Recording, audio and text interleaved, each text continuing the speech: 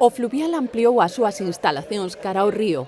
O edificio conta agora cunha terceira planta que acolle unha nova sala de fitness, cardio e spinning.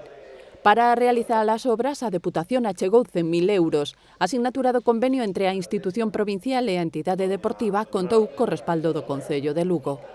O conxunto de todos estes traballos pon fin, ademais, a unha bella demanda dos socios e fan realidade un dos grandes compromisos adquiridos pola directiva deste club, que amosa día a día o seu firme compromiso pola posta en valor destas envexables instalacións. Basta con ver a súa situación pegada ao cinturón verde da cidade e de cara ao río Miño, en plena reserva da biosfera. Son una ayuda importantísima en lo que se refiere a la ejecución de las obras.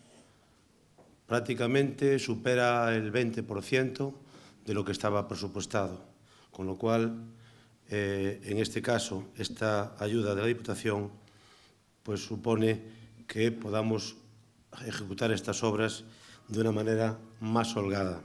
O Fluvial conta con 15.000 socios. É o primeiro club da provincia e o terceiro de Galicia. Unha entidade que ademais sempre apostou polo río Miño, sempre apostou por poñer en valor os recursos naturales, sempre apostou por o deporte de base, que tamén é fundamental, que ademais daqui, aparte de fomentar o deporte de base, saliron grandes referentes deportistas.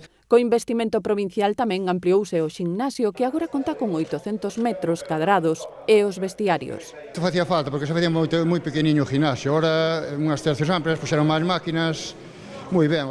Fundado no 1935, o Fluvial estivo vinculado dende os seus inicios á práctica do piragüismo.